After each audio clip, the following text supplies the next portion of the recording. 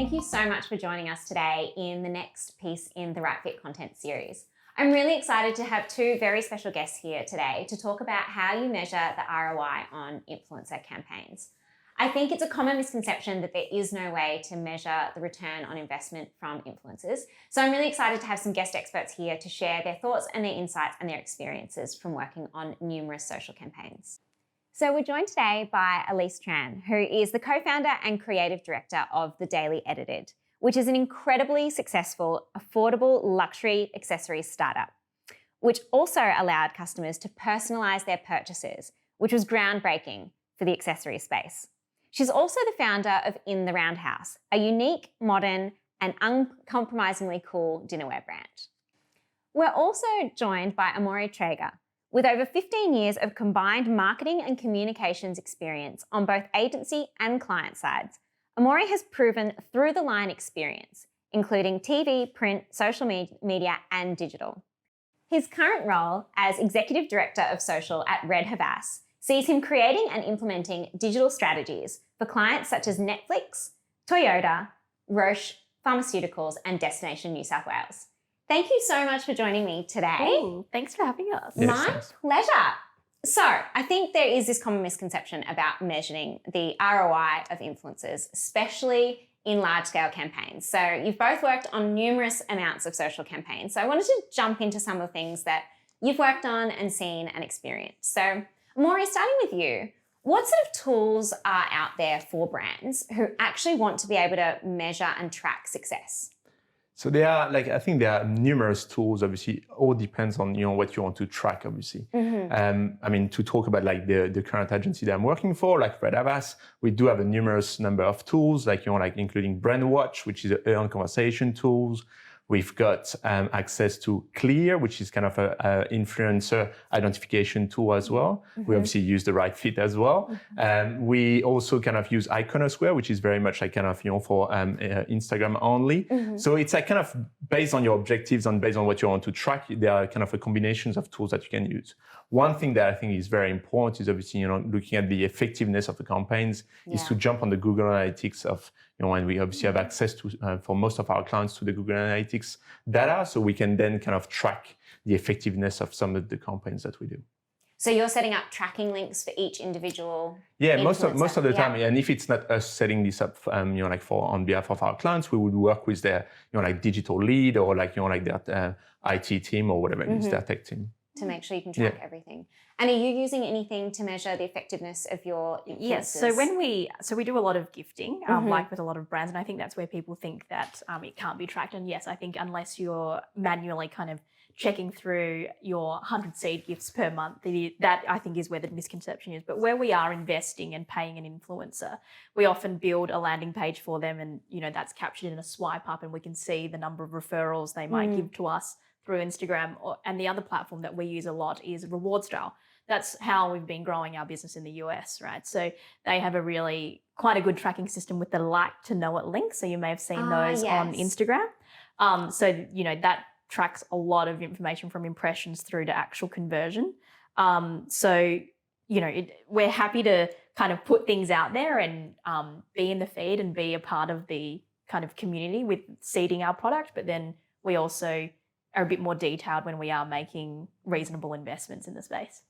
Now, I have to say, I think The Daily Edited was one of the first brands to really get influencer marketing. Oh, that's so nice. It's so true. And actually, it's kind of come full circle. When I first, influencer marketing for me in 2015 was gifting products to whoever.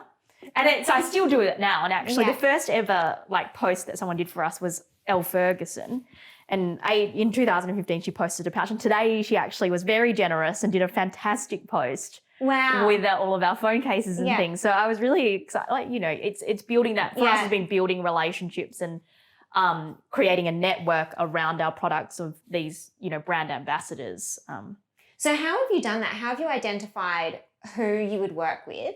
And then how do you measure over time who you would sounds really bad. And, this is where you have a really good point of view, because we're a very much founder-led business, right? And we're very in our own businesses and know what our audience wants. And we even create product based around what I want, right?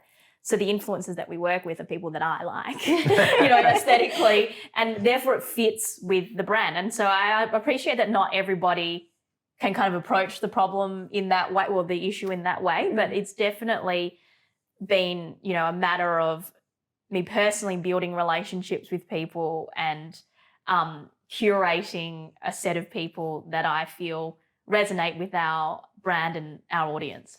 And I guess that aesthetic, though, then obviously is what's resonating with your customers, and you're reaping the rewards. Well, in the yeah, I mean, you know, if conversions. we say reuse that content, then it's relevant. It fits into our feed, or it Yeah. fits within our brand aesthetic.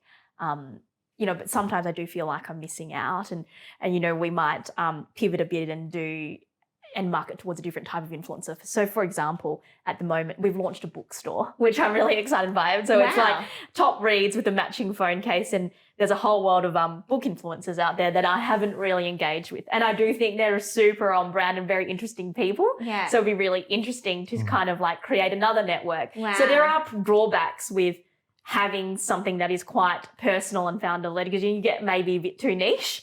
So, and you can splash out when you we have, you know, do capsules with other brands, or a capsule around a particular lifestyle, such as these books, or whether it's fitness or vegan, or, you know, whatever it is. Okay. And I guess it's typically, I mean, just back to your point about like kind of identifying the right influencers for your brand.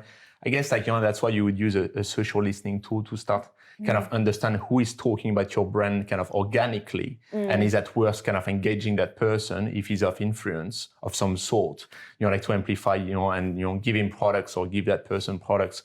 So, you know, like start amplifying your products in an even more genuine way. Because I think it's very important to obviously make sure that you align with people that actually trust in your brand altogether. So that's kind of, you know, the type of thing. So having those, you know, tracking tools and listening tools actually helps you identify those people. So, you know, like back to your, you know, like bookstore and like your influencers, you can actually search for these type of influencers on those platforms. It's so true. And I think that the content that they're creating doesn't feel jarring. It doesn't feel That's right. inauthentic. It needs to be authentic, and you need to also have the audience of those guys generally interested about the topics as well that you're trying. What are the most common questions that you get, Amori, from clients about ROI on an influencer campaign? Are they asking like, can you magically predict the future for me and tell me how this is going to perform? I think the biggest question and the most you know, like kind of asked question is like, what is the ROI? That's actually the question. The question is like, how are we going to track the ROI? How are we going to make sure What's your answer to that? I'm excited. Yes. No, but the answer is like, you know, again, like I think it all depends on the objectives and what you want to achieve with this campaign. You know, like is influencers always the answer for everything? Probably not. I think you need to kind of, you know, be understand that sometimes you need a combinations of like, you know, a few tactics and a few techniques to be able to kind of, you know, get to the points of what you want to achieve with your brand, with your campaign. One thing that is clear is obviously kind of this ratio between like how much you are ready to spend and how much do you feel like it's going to get you in terms of returns. And when I talk returns, we're talking about click-throughs to websites, in terms of sales, obviously, understanding like if you are kind of to create bespoke pages, as you mentioned before, like can you actually track the number of sales that are going to be generated by this?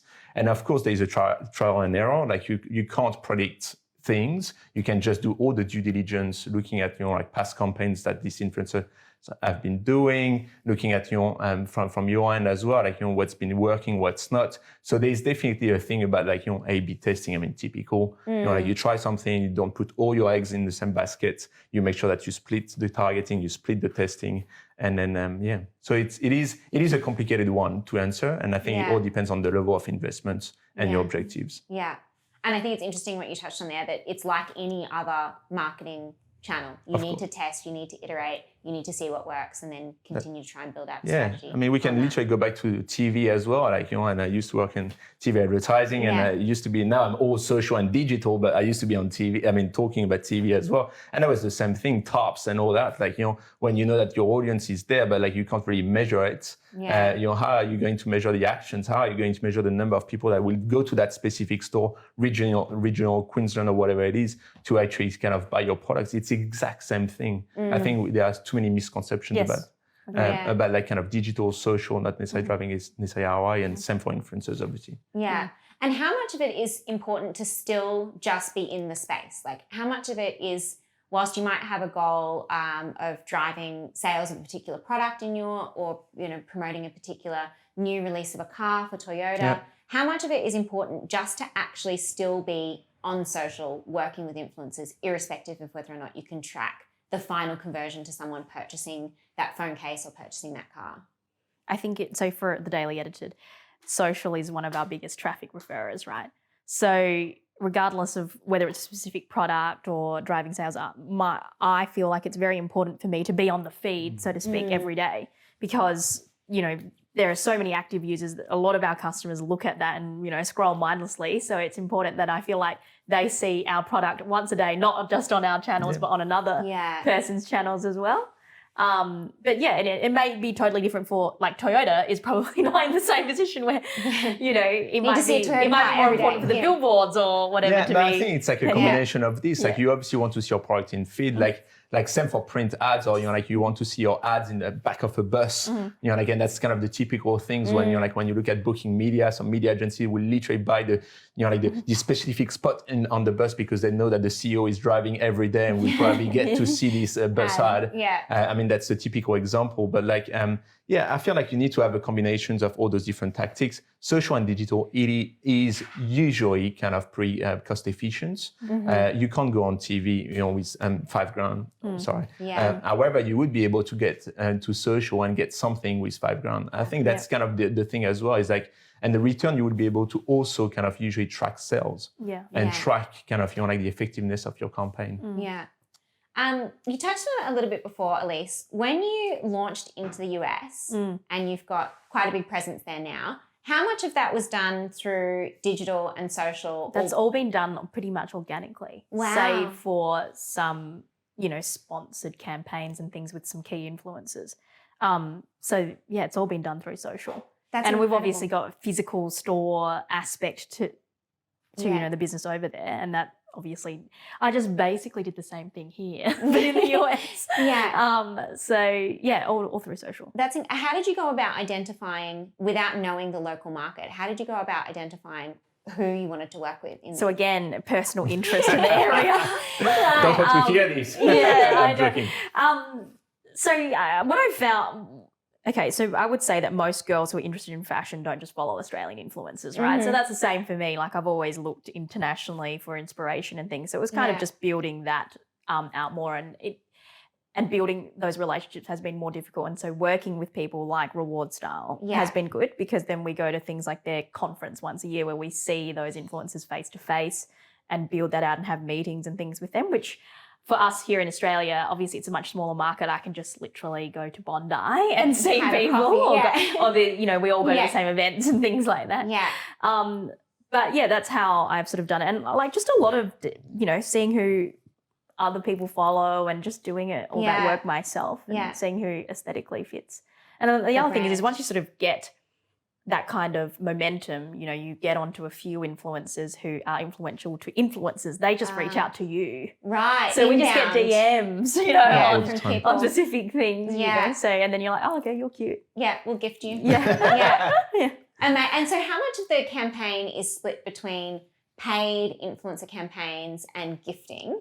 And you were mentioning that obviously when you're doing paid campaigns, you're expecting much more granular sort of reporting. What sort of things are you looking for on the back of a paid campaign? The number of impressions, not so much conversion, because that never looks amazing. Like, well, we haven't seen, someone be able to sell like 1,000 units or something like astounding like that.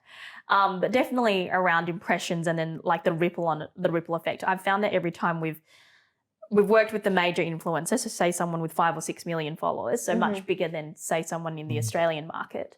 That is played out over a longer period of time. So it might be that you're in like Army Song's gift guide for Christmas, and then that sort of sticks around for months. So it's quite interesting. And you can track that by seeing where the referrals and stuff coming through with, GA, as you mentioned. So it's pretty basic. Yeah. Nothing newfangled there.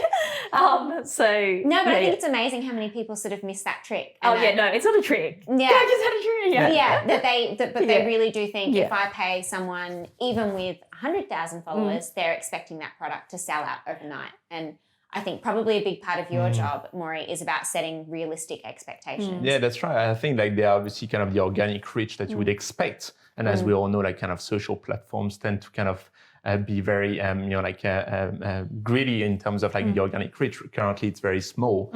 So obviously you need to amplify this with paid media to be able to kind of to amplify your influencers' posts. And then you are able to obviously kind of, get a better understanding of like how much impressions you can get, how much reach, and, try to expect, like as well as, number of sales or, like kind of volume of click-throughs to the websites. One thing as well that you can do with influencers is obviously change people's perceptions about the product. So I think, you can use influencers for different purposes. And, like changing the perception of a product that, that's another alternative as well for using influencers. It's not only down to sales. But yeah, I think there are so many different ways of tracking kind of the effectiveness. All depends, again, on your objectives and what you want to, what you want the influencers to do for you. Yeah. When you're building a campaign for a client, what are some of the things that you recommend that they look to influencers to do? I know you've mentioned, obviously, repositioning brands. Obviously, brand awareness, we all know, is sort of very top of the funnel sort of piece. Yeah, I mean, we literally go through the whole funnel, like, from awareness to conversions and trying to kind of see where these specific influencers or these specific campaigns will play a role. Obviously, you can't do everything in one campaign. However, utilizing different tactics or even different sets of influencers, you can have your army of like micro influencers that will serve a role. And then you will have like your top tier influencers with a few millions of followers that will play a different role, which will be probably raise awareness, while the other ones will show kind of a bit more like down to the conversion funnel. When if your friends have got like let's talk about a daily edited kind of cover, like you might want to because you sit in her feed, you might want to kind of buy it as well because it's cool. It looks cool. Yeah. Thank you. Of course. Of course. And that's another question that actually we get all the time at The Right Fit is people saying, should I save up all of my money and use it on one macro influencer or should I break it up and spend it on some micro influencers? And obviously there's no right answer to that. But would you be obviously expecting different results from macro and micro? And Elise, firstly in your business, do you use both and why? We use both because we need like awareness and we generally put our budget towards the influencers who are those superstar influencers because we find we've been lucky enough because our product is like kind of cool that for the we get results just through gifting and treating the micro influencers really well. Yeah. So building community. Yeah. So we've been kind of being able to get away with that. I feel really bad if a micro influencer is listening to this. Not at all, but I think you're exactly right. It's a mutually beneficial relationship in that sense. They love your product. They want to be a part they would of have bought it anyway. So you should have different sets of a strategy should be obviously long term. You don't want to have the transactional. I give you a product, you give me a post, and that's it. No, it's not that. No, sorry, I don't mean that, but like I think it's very important to kind of build on this program as well. And you can have like kind of nurture your super fans, the one that are very loyal and will probably amplify every single things that you give them, as well as obviously having the top tier influencers that will only be able to engage once or twice throughout the year for specific events, attendance, or for specific kind of posts or specific objectives. I think it's very much by utilizing the combinations of all those different kind of sets of influencers. Yeah. And I wouldn't disregard like obviously like talking about super fans, like people that generally kind of very interested in your products that don't necessarily have like the massive following, but will be your best advocates. When you say massive, like super fan, what do you consider? What is a super fan and where someone? To be honest, like as of and I hate talking about following because as we all know, it's like, but like you can talk about like someone with 1,000 followers if he serves that a specific purpose in a way that is going to tap into you are going to be able to tap into an audience that you've never been able to tap into. Is that worth considering? Yes, I would say so. If this one is the best advocates of your brand and would always kind of engage with you and be willing to get any deal. I mean, when I say deal, it could be like just gifting or even without gifts. They just love you. They just love your brand and what you stand for. Yeah. I think it's very interesting. We do have.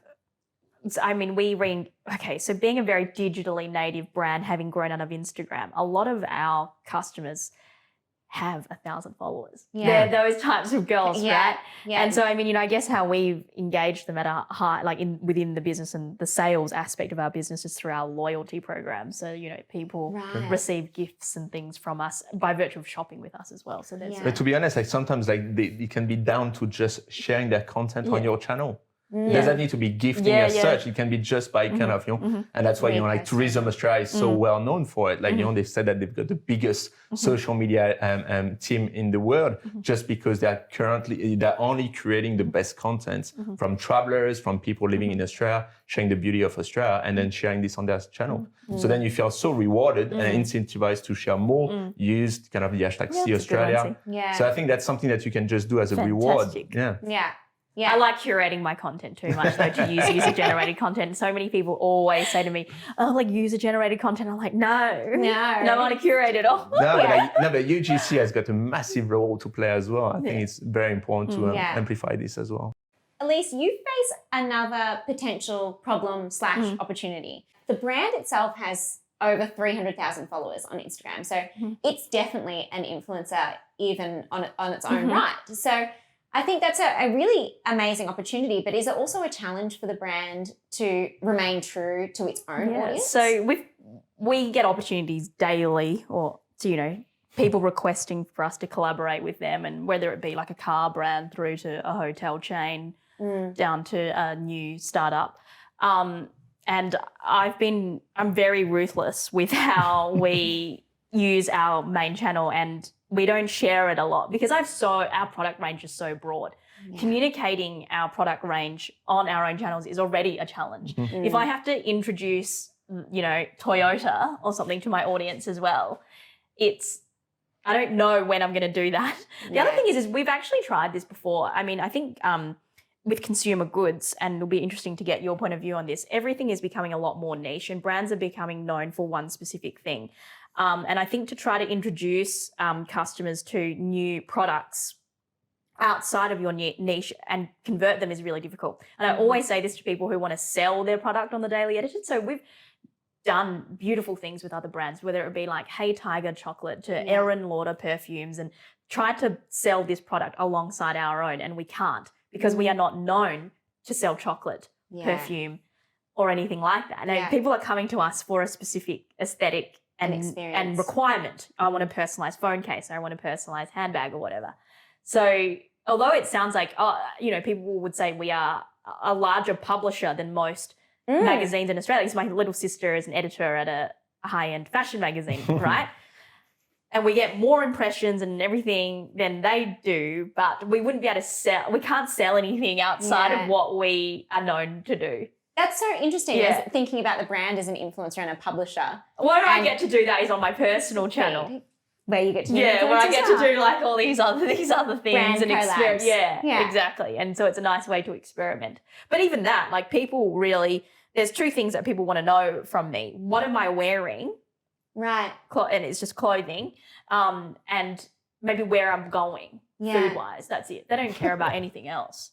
I mean, that's what I'm known for as a person. Yeah. That's really interesting, is knowing as your niche as an influencer. And I think that's the big piece that brands need to really start to look for and become really considered in. Yes, because there's no point in like me talking about sports or something, or cars, maybe. Yeah.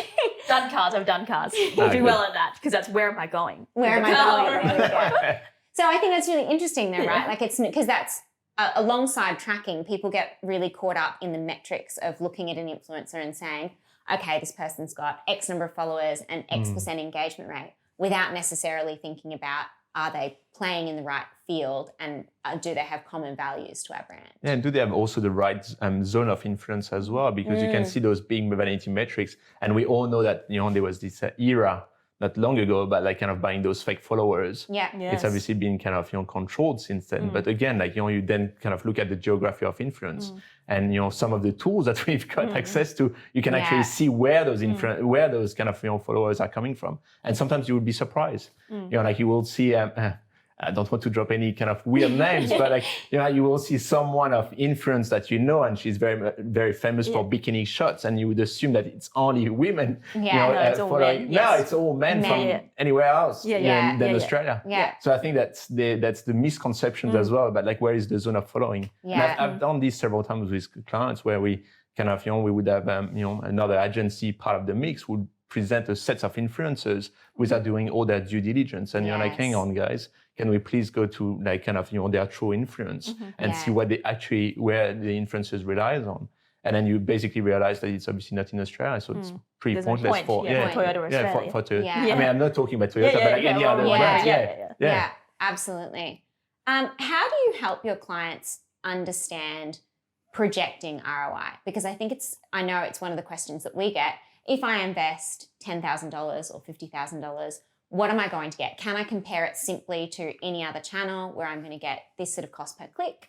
That's the only other channel where you can get Can I compare this to any other sort of Facebook ads or Google AdWords and say this is what I'm going to get? And how do you help them understand that it has there's so many more parts, I suppose. There's the quality of the content, obviously all the things that you just touched on in terms of where their sphere of influence is, but so there are so many different ways of looking at kind of like the ROI of an influencer campaigns. You can obviously look at the click-through rate, so the number of visits that you are going to expect from it. You can look at also changing perceptions, as I was saying before. But like there's so many ways of like showing the ROI of an influencers by also kind of the third-party endorsement is so important, and that's why influencers became so popular, is because it's people trust more people, i.e. influencers as well, rather than brands. So, pushing the same message on an influencer channel versus a brand channels, like the resonance with the audience might be completely different. So I think those are the type of things that are very hard to measure, but like you can, you should try to find the formula, but there's not a clear formula. I think it very depends on, who you are going to partner with, what you want to achieve, and I think that is such a key element. The piece of that brand advocacy and the authority that you get by being associated with that sort of person. Is there a way that you look to put a tangible value on that, Elise, or I'm not scientific enough. Allocate a certain percentage of marketing to that kind of? All of our marketing dollars are spent on social, and our own retail channels, right? We've never put anything on a bus or a billboard, bought a magazine ad or anything. That's everything incredible. is no, it may be limiting as well. It could be that our business could be bigger if we did other things. Obviously they make sense. Like you're getting impressions, the eyeballs. But we just, because we are a digital business and we sell predominantly online, that has been the key focus. So just dividing the money between those three things effectively. And the amount of tolerate, what's your marketing budget? It's just how much you can tolerate. How much pain you can tolerate. To be profitable as well. So it's not, I don't know, when people ask these, I'm like, well, it depends how much money you want to make. That's very true. But there was this stats about and there was kind of back then was like, you spend $1 and you will get 6.5 dollars in return, which is not necessarily the case anymore, because again, it's like typical arbitrage, supply and demand. You've got more influencers. Do people ask you how to set a marketing budget? I mean, that's an question for me. How do they do that? I think it is very difficult because there is not like kind of an agency, an influencer rate card, as such. So you kind of, from one influencer, depending on how good this influencer is good at marketing himself, if he's got an agency that represent them, if like the type of product that brands that he's been working with in the past, you will see kind of fluctuate so much. So realistically, when we kind of start approaching influencers, you kind of almost do your market when you start asking them, okay, how much would be your rate there? Oh, okay, you are just $10,000 more expensive than the other one. So what's the return then? So you're trying to kind of find a way of understanding what you are going to get in return for this extra $10,000 that you will invest. So it's it is difficult. And I can imagine for the size of brand also that you're trying to advise, that must be incredibly challenging, because I guess you're competing for budget against some of these other more traditional channels like sponsorship, Yeah. TV ads. Yeah, of course. Yeah. I think there are definitely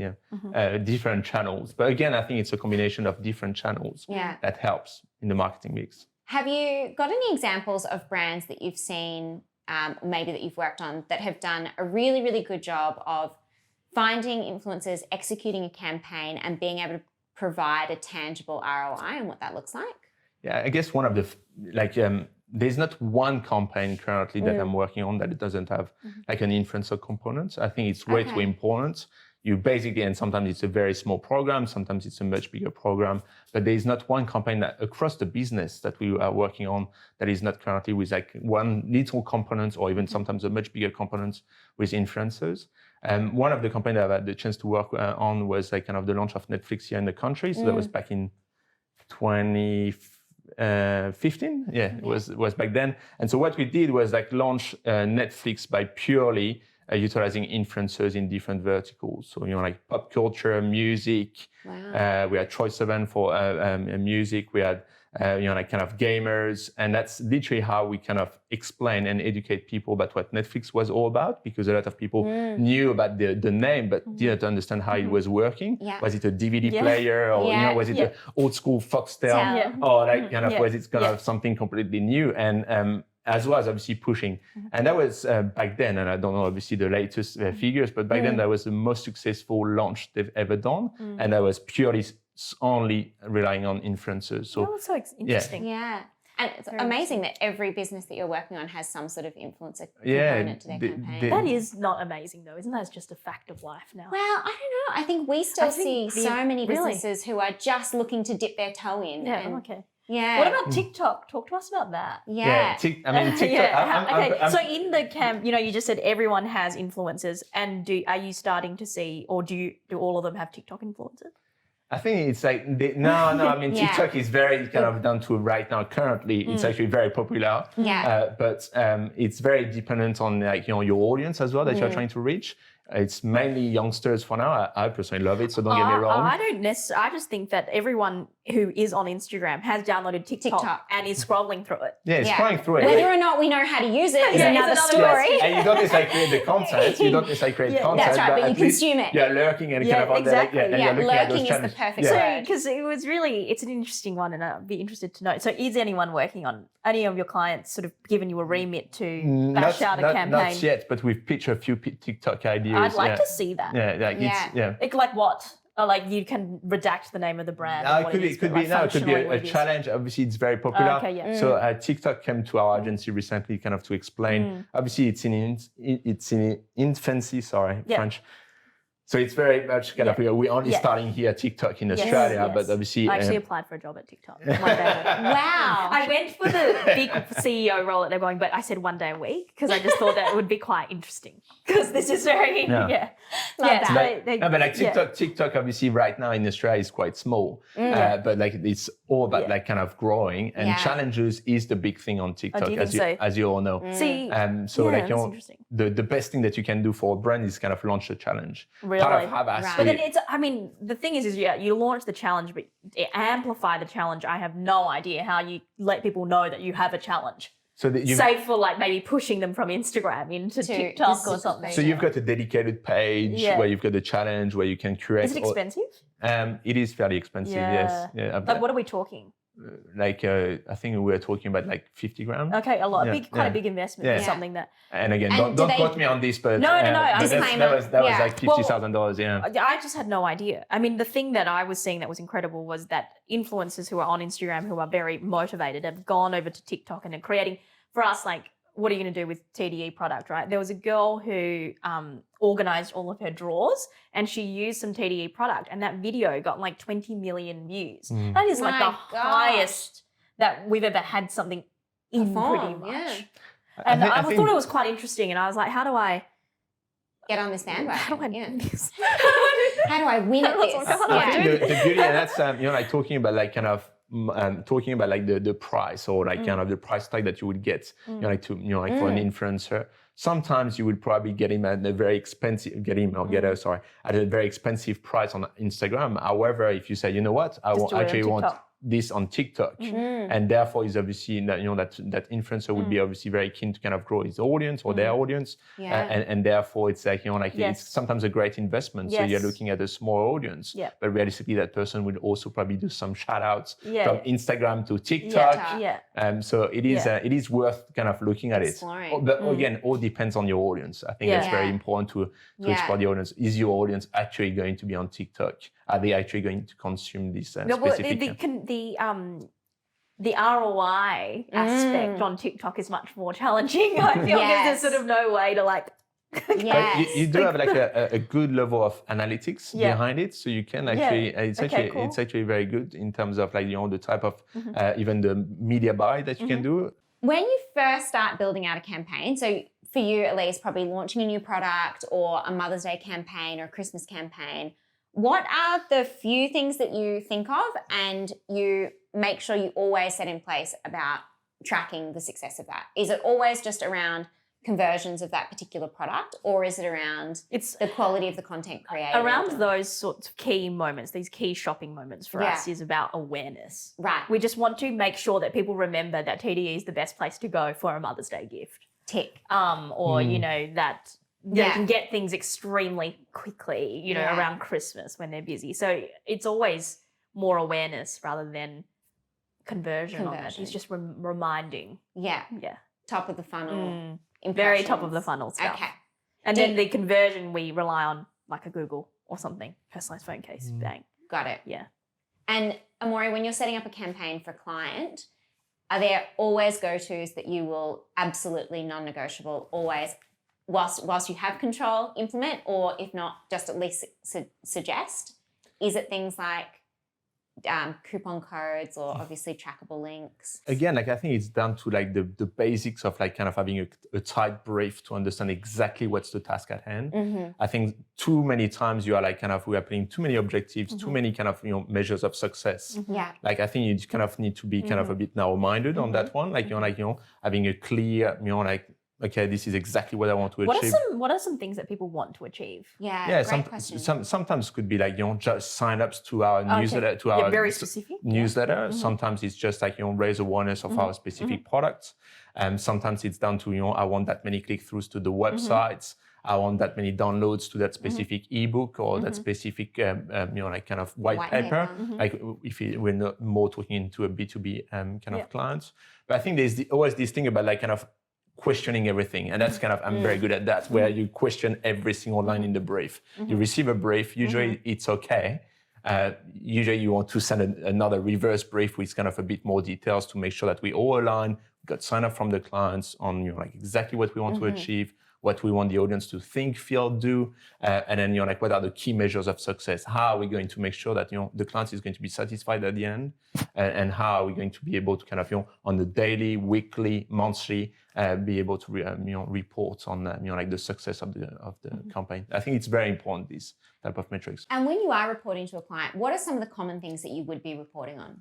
Like pretty much like like you will look at like impressions, you will look at reach, you look at the engagement as well, sentiments. I think that's also very important. How do you measure sentiment? Yeah, you need kind of listening tools. Okay. You can also do this very organically, which is kind of looking. This post in the comments. No, but you could do this as well. I mean, like for some own channels, sometimes unfortunately you need to track every single comment of that specific post, and then put them into like a negative, neutral, or positive sentiment. Okay, some kids on that drum. Yes, exactly right. There's a lot of manual analysis. Let's be honest. But I think that's really interesting to know. It is because sometimes you think as a small business owner, you're like, Toyota, what do they do? Yeah, is there some secret source that we don't know about? But we report on an ongoing basis, actually every month and every week. Actually, every week and every month, like kind of on the effectiveness of some of the messages that are going there, that are going out there,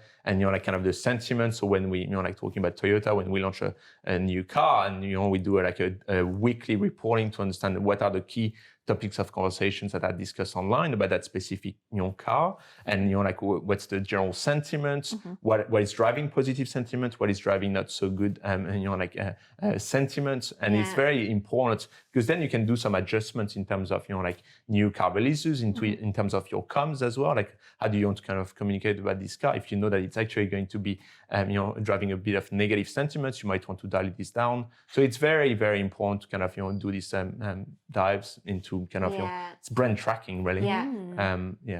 Interesting.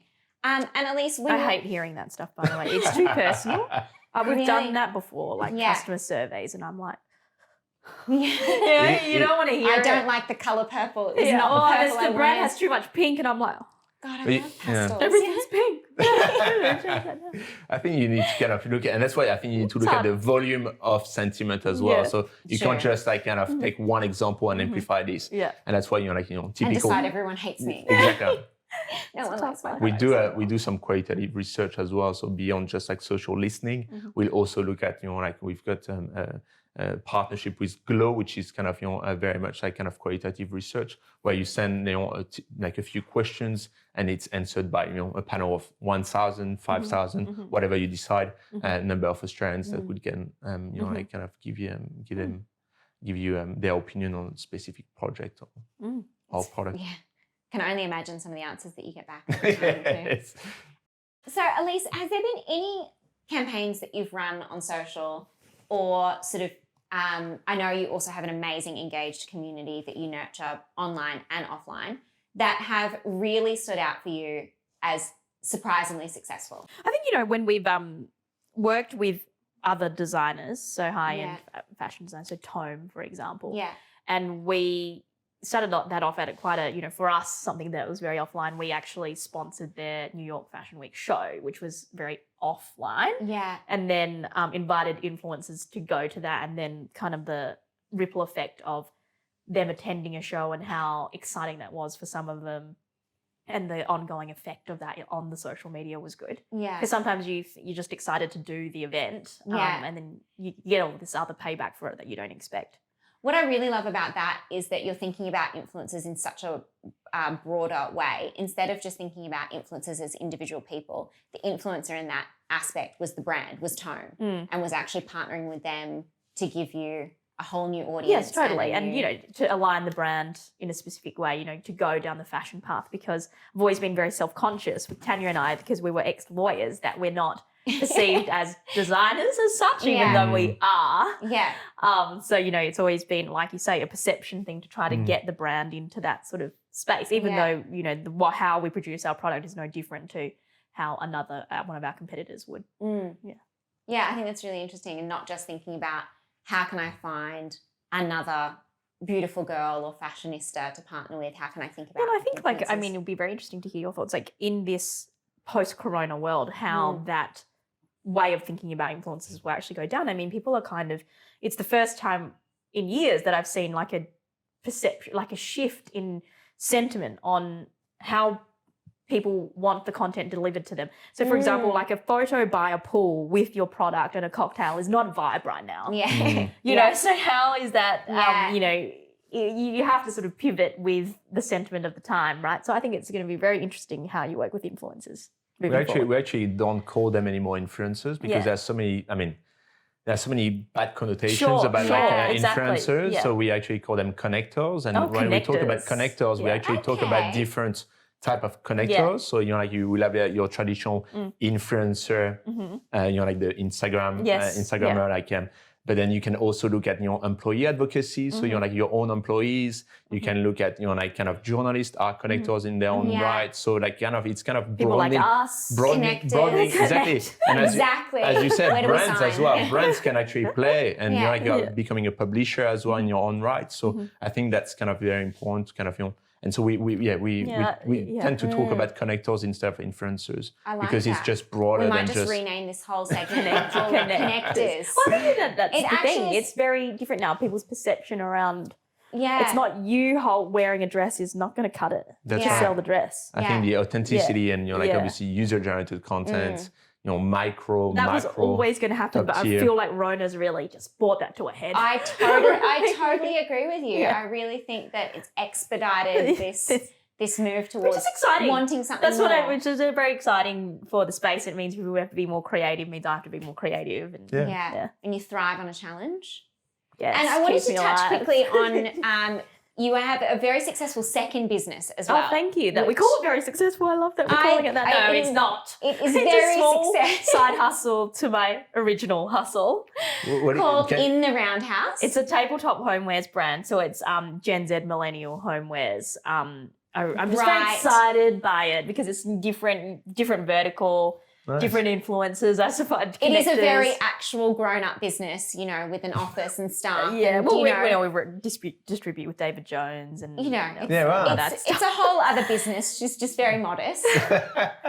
What It's sort of small. tactics have you learnt from the Daily Edited that you apply in that space? Because whilst it may have a little bit of an overlap, It's a totally different but it's a space, completely like different in terms vertical. of, and that's why I did it because, like, not to say that I'm done with accessories, and it's it's an ongoing daily battle there. It was just nice to create different content and work with different people. Yeah. Even from like a media perspective, it's like working with food journalists and interior stylists and stuff. So it's just been really refreshing in a different way. The content that people want to see around it is different. They want to see it in context, like I can't get away with just like a picture of a plate and a flower. Like yeah.